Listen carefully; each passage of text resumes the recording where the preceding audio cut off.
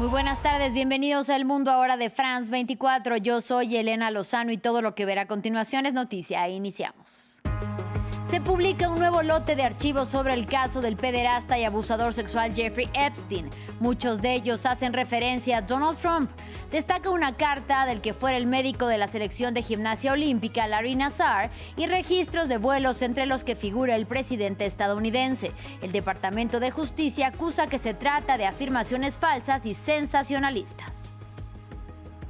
Al tiempo que las negociaciones en el plano diplomático para lograr la paz en Ucrania se encuentran estancadas, en el terreno continúan los ataques rusos. Un bombardeo masivo mató al menos 3 personas por la noche y al menos 5 personas resultaron heridas este martes en un área residencial de Kiev. La Asamblea Nacional de Francia aprobó una ley especial que le permitirá al Estado la continuidad de los ingresos y gastos ante la falta de acuerdo para el presupuesto de 2026. El gobierno espera poder negociar en enero con la oposición para lograr consenso y avanzar.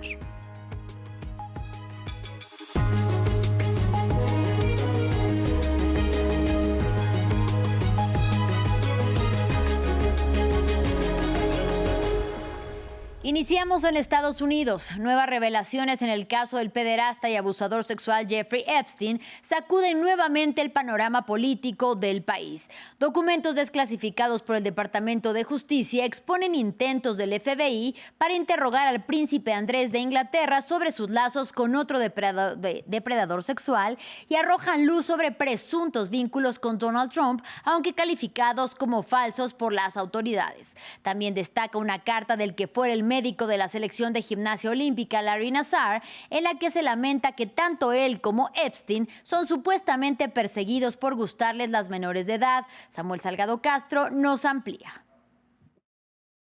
Circulan más archivos del caso Jeffrey Epstein, recientemente publicados por el Departamento de Justicia de Estados Unidos. En este paquete de casi 30.000 páginas, el presidente estadounidense Donald Trump aparece mencionado numerosas veces. El Departamento de Justicia trató de desacreditar las publicaciones que vinculan a Trump. Algunos de estos documentos contienen afirmaciones falsas y sensacionalistas contra el presidente Trump, presentadas al FBI justo antes de las elecciones de 2020.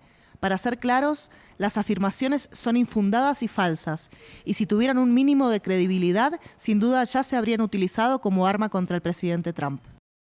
Entre los detalles, Trump voló 8 veces en el jet de Epstein entre 1993 y 1996, una vez solo con él y una joven de 20 años. También una carta atribuida a Epstein dirigida al convicto Larry Nassar, en la que describe presuntamente a Trump como alguien que comparte nuestro amor por las jóvenes nubiles. Trump asegura haber roto lazos con Epstein tras incidentes en su spa y club de golf. Otra de las figuras internacionales salpicadas, el expríncipe Andrés de Reino Unido. Investigadores británicos creían que podía tener información clave sobre si vio a menores de 18 años allí, en el marco de una pesquisa por tráfico sexual internacional contra el multimillonario condenado por delitos sexuales Peter Nygard. Estos 11.000 nuevos archivos, según análisis de AFP, responden a una ley que obliga a su publicación total antes del 19 de diciembre. En noticias de la guerra en Ucrania, un ataque ruso que afectó a 13 regiones del país y también golpeó a la capital ucraniana dejó al menos 3 personas muertas y 5 heridas. El presidente ucraniano Volodymyr Zelensky dijo que la ofensiva, que además dañó infraestructura eléctrica, demostraba que su homólogo ruso Vladimir Putin no estaba tomando en serio las conversaciones de paz destinadas a poner fin al conflicto y que se llevaron a cabo el pasado fin de semana en Miami. Andrés Mesa Muñoz tiene todos los detalles. Un nuevo y masivo ataque de Rusia golpeó la capital de Ucrania este martes. Varios apartamentos residenciales como estos resultaron gravemente afectados. Mi mañana empezó en el refugio y luego me preparaba para ir a trabajar. Justo cuando subí al autobús, vi el dron Shahed sobrevolando mi cabeza. Voló sobre mí en la parada de autobús de Rilla. Entonces oí un fuerte crujido de madera y detonó. Unos 650 drones y 30 misiles hicieron parte de la ofensiva que golpeó a 13 regiones del país, según dijo el presidente Volodymyr Zelensky, quien agregó que esta estaba dirigida principalmente contra el sector energético e infraestructura civil. Para el mandatario ucraniano, estos hechos reflejan la falta de seriedad de su homólogo ruso sobre las conversaciones de paz. Este ataque ruso envía una señal muy clara sobre las prioridades de Rusia. Un ataque antes de Navidad, cuando la gente simplemente quiere estar con sus familias en casa y a salvo. Un ataque perpetrado esencialmente en medio de las negociaciones para poner fin a esta guerra. Putin aún no puede aceptar que debe dejar de matar. Y eso significa que el mundo no está ejerciendo suficiente presión sobre Rusia. Ahora es el momento de responder. Rusia debe ser impulsada hacia la paz y a una seguridad garantizada. Previamente, Zelensky había advertido que Rusia podría lanzar ataques durante las vacaciones de Navidad. Eso justo días después de una nueva ronda de negociaciones en Estados Unidos destinadas a poner fin a la guerra que ya se acerca a su 4º año. Avanzamos. La activista sueca Greta Thunberg fue detenida y luego liberada en Londres. Su arresto se produjo en medio de una manifestación en apoyo a otros activistas encarcelados del grupo Acción Palestina. La policía de la capital británica la detuvo mientras sostenía una pancarta en la que se leía: apoyo a los presos de Palestine Action, me opongo al genocidio. Según denunció el portavoz de Defend Our Juries, fue detenida en virtud de la ley antiterrorista británica, ya que, recordemos, desde principios de junio el grupo fue añadido a la lista de organizaciones consideradas terroristas en Reino Unido tras actos de vandalismo cometidos y protagonizados en instalaciones del gobierno.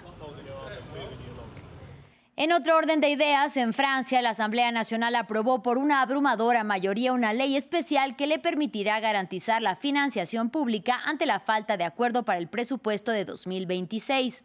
El gobierno espera poder negociar en enero con la oposición para lograr consenso, pero mientras tanto, según explicó el primer ministro Sébastien Lecornu, se trata de una ley que permite a la Asamblea Nacional y al Senado continuar sus trabajos el 1 de enero y proteger así la capacidad de recaudar impuestos, endeudarse y operar los servicios públicos. Desde París nos amplía nuestra periodista Erika Olavarría. Tal como se preveía, los diputados franceses aprobaron por unanimidad 496 votos a favor y 0 en contra la ley especial que permite al país seguir funcionando pese a que no tiene un presupuesto para el año 2026, pues no hubo acuerdo entre los diputados. Básicamente, el Estado francés, gracias a esta ley, podrá seguir recibiendo los impuestos, destinándolos a las colectividades y endeudarse. En esta ley no se incluyó el endeudamiento de la Seguridad Social, ya que, recordemos, el presupuesto de la Seguridad Social sí que fue aprobado, sobre todo gracias al apoyo del Partido Socialista en la oposición. Emmanuel Macron recordó a Sébastien Lecornu, su primer ministro, la importancia de que rápidamente en enero se ponga a trabajar por un presupuesto que respete un déficit máximo de un 5% del PIB y las prioridades del gobierno, pero eso parece poco factible. Y lo que comienza a escucharse con fuerza es que el gobierno termine aprobando el presupuesto con el famoso 49.3. Esto es por decreto. Recordemos que justamente Sébastien Lecornu se había propuesto no aplicar ese 49.3 para estimular la discusión y la búsqueda de compromisos en la Asamblea Nacional. Lo consiguió con la Seguridad Social, pero parece poco probable con este otro presupuesto. No se oponen, al contrario lo apoyan el 49.3, el partido de derecha, los republicanos, el oficialismo y al parecer también el Partido Socialista. Pero la Francia Insumisa, la izquierda radical, ha dicho que si el gobierno aprueba por decreto, pues ellos van a proponer una moción de censura de Sébastien Lecornu, que necesitaría en ese caso al menos de la abstención de ecologistas y comunistas para sobrevivir. Justamente allí está la principal tarea del primer ministro. Ahora vamos a Sudán, donde la guerra no da tregua. El primer ministro sudanés presentó un amplio plan de paz ante las Naciones Unidas, pero el grupo paramilitar Fuerzas de Apoyo Rápido aún no se ha adherido y los expertos afirman que es poco probable que lo hagan, ya que este exige su retirada y desarme. En tanto, Estados Unidos pide una tregua humanitaria incondicional. Y recordemos que desde abril del 2023 la guerra ha causado decenas de miles de muertos y desplazado a millones. Aquí los detalles. Mientras el devastador conflicto de Sudán está a punto de entrar en su día número 1000, el primer ministro del país presentó su hoja de ruta para la paz ante las Naciones Unidas. Sudán no busca ni impunidad ni una guerra interminable. Busca una paz justa, anclada en la ley y salvaguardada por la comunidad internacional. Usted es una comunidad internacional. You are the international community. El plan de Idris pide un alto el fuego supervisado por Naciones Unidas, la Unión Africana y la Liga Árabe. Este exige que las fuerzas paramilitares se retiren de las zonas que ocupan en el oeste y el sur del país que se desarmen y se trasladen a campamentos supervisados. El conflicto en Sudán estalló en abril de 2023 entre el ejército y las RSF o Fuerzas de Apoyo Rápido. Expertos de la región dicen que es poco probable que este grupo se adhiera a esta propuesta, ya que implicaría renunciar a su poder militar. La administración Trump ha pedido una tregua humanitaria inmediata sin condiciones, mientras que representantes de las Naciones Unidas criticaron a los países que suministran armas a las partes en conflicto y acusaron a la comunidad internacional de ignorar la guerra. Cada día intentamos mantener a Sudán en las noticias. ¿Por qué se descuida? Creo que si el secretario general estuviera aquí, probablemente diría que hay presuntamente un elemento de racismo, ¿no? Que la gente no presta tanta atención a las crisis en los medios globales, a las crisis en África como a las de otras partes del mundo. Según estimaciones de Naciones Unidas, la guerra ha matado a más de 40,000 personas, aunque la cifra real podría ser mucho mayor. El conflicto ha creado la peor crisis humanitaria del mundo, con más de 14 millones de desplazados. En más información, el gobierno sirio y las fuerzas kurdas acordaron desescalar la violencia después de los enfrentamientos de lunes en Alepo, en el norte de Siria. Al menos 2 personas murieron y más de una decena resultaron heridas. Esto ocurre mientras ambas partes se disponen a implementar un acuerdo que integraría a las fuerzas kurdas en el nuevo gobierno. Ampliamos a continuación.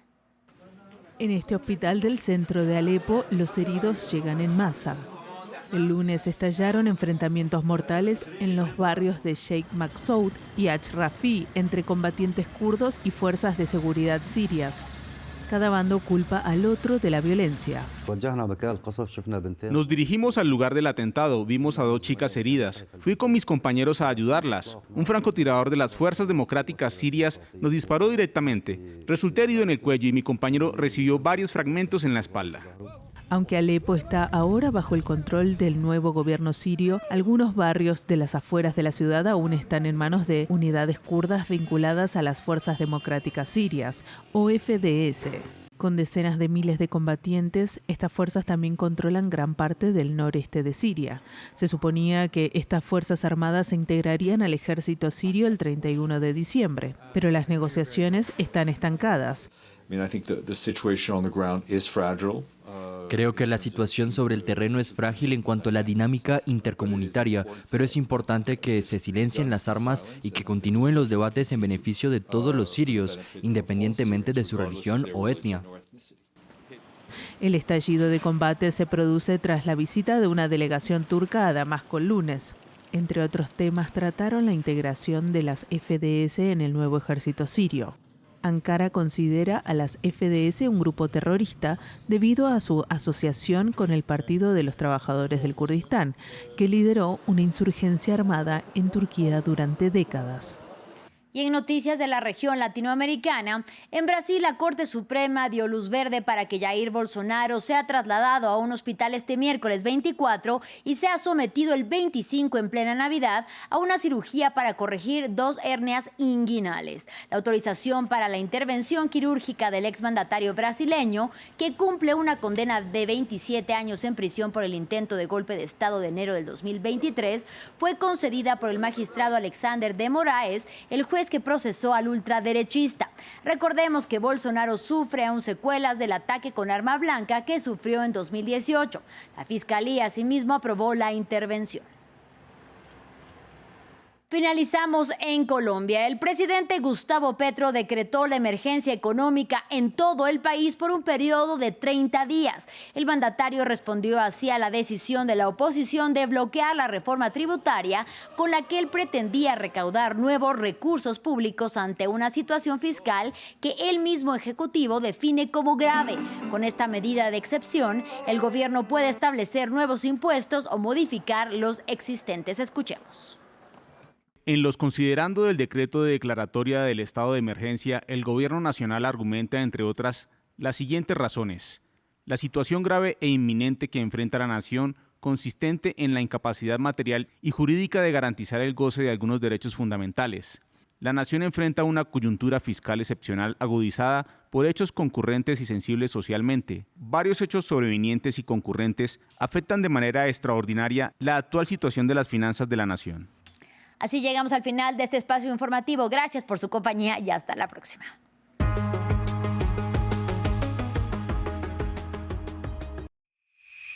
Para estar al día con la actualidad, únase al WhatsApp de France 24. Infórmese en tiempo real, en cualquier momento. La actualidad del día ya está disponible para los miles de seguidores del canal de WhatsApp de France 24 en español. Desde cualquier lugar del mundo, manténgase al día desde su celular con el WhatsApp de France 24.